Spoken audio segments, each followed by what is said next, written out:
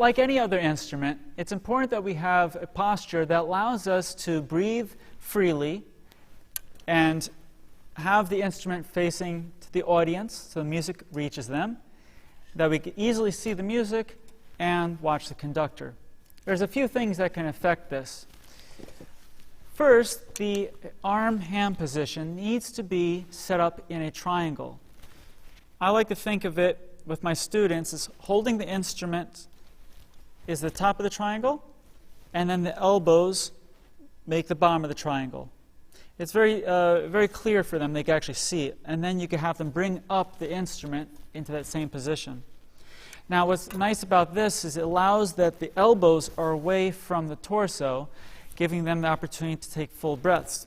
You gotta be careful. Some students will get lazy and bring their arms either in just on front, or even worse, down into the sides. What will happen is this. This would be to just the front, or down to the sides and forward. So they need to keep the triangle up. Keep the triangle up. Another thing that could affect the posture of a student has to do with the chair itself. Unfortunately, we don't always have control of what our music room has available for the students. Some of the students, the bottom of the chair is actually tilted backwards. If that's the case, it'll force them or make it very easy for them to lean back, and it rotates their pelvis in that direction, which then looks something like this. The only way to really get around that, what most teachers will tell any instrument, is sit towards the edge of the seat. Because a lot of teachers encourage their students to tap their foot, something that you may want to consider adding into just saying tap your foot is where the heel is, to make it easy for them to tap their foot.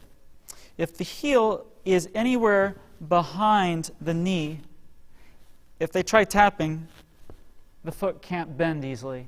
So I like to tell my students is take the heel and put it about 2 inches beyond where the knee is up and down. So it allows them to move their leg easily. If it's too far out, then their entire leg will bounce around and it's difficult. Another problem has to do with how their body's made up. There are some students where you ask them to sit tall and it looks like they can't. Well, it is possible that they physically have a spine condition that makes it difficult for them to sit up the way that the average student should sit up. So be aware of that, how they look when they're standing. So as they stand, that's what we want them to look like when they're sitting. They should be standing in their chair, is what I like to tell them.